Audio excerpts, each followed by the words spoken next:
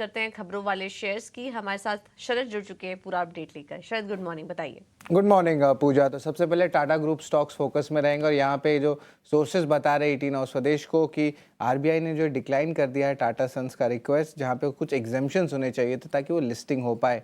अभी जो RBI rules है सितंबर 2022 में जो आई थी, जहाँ पे टाटा सन्स को उन्होंने एनबीएफसी के जो अपर लेयर की कोर इन्वेस्टमेंट कंपनी उसके डेफिनेशन में ले आया है।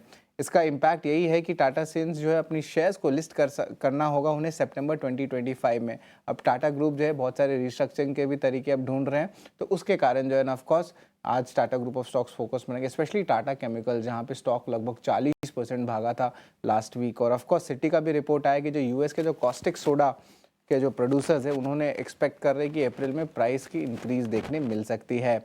अब ओएमसी स्टॉक्स आईओसीएल बीपीसीएल भी फोकस में रहेंगे। यहाँ पे थोड़ी सेंटिमेंटली नेगेटिव इम्पैक्ट आ सकता है, क्योंकि प्राइम मिनिस्टर ने जो है हाल ही में अनाउंस किया था कि जो एलपीजी सिलेंडर है वहाँ पे 100 रुपये प्रति सिलेंडर की जो प्राइस है उसमें कट देखने मिलेगी। हालांकि याद रखिए ऑयल मिनिस्टर ने अभी कह दिया कि अभी फ्यूल प्राइसेस में कट नहीं आए हैं। अपोलो टायर्स, जेके टायर्स, टायर स्टॉक्स भी फोकस में रहने वाले हैं।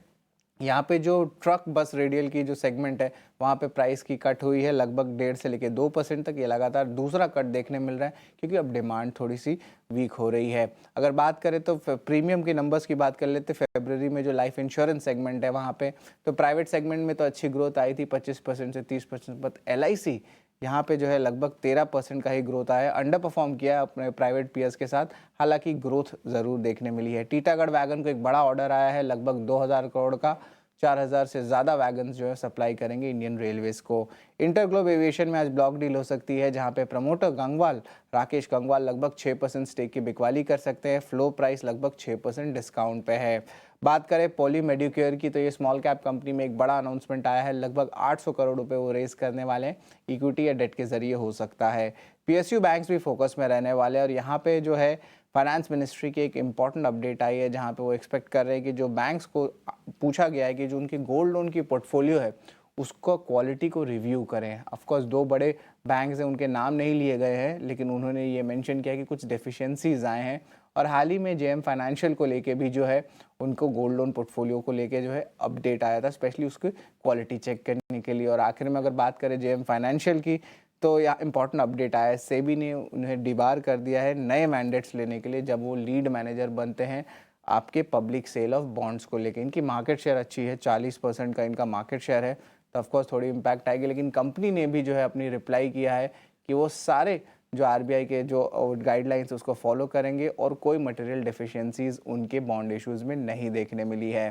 तो जी जेएम फाइनेंशियल का रिप्लाई भी आया है। और आखिर में इथॉस फोकस में रहेगा। ओवर द वीकेंड एक इम्पॉर्टेंट ट्रीटी हुई है जो साइन हुई है यूरोप के साथ और भारत के साथ।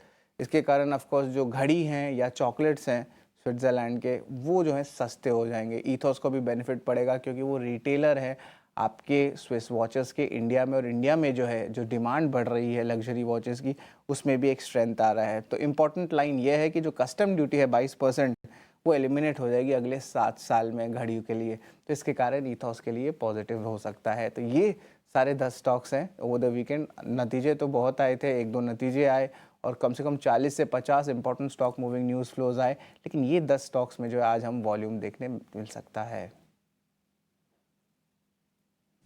बिल्कुल, बहुत बहुत शुक्रिया शरद आपका ये पूरा अपडेट देने के लिए। तो ओवर द वीकेंड क्योंकि लॉन्ग वीकेंड था तो ढेर सारी खबरें आई, लेकिन जो उसमें 10 इंपॉर्टेंट खबरें थी जहां पर कि वॉल्यूम वाइज एक्शन देखने को मिल सकता है, वो खबर और पूरा एनालिसिस अभी आपको शरद करके बताए थे। तो काफ़ी इंपॉर्टेंट खबरें हैं आज के लिए, इस पर नज़र रखिए।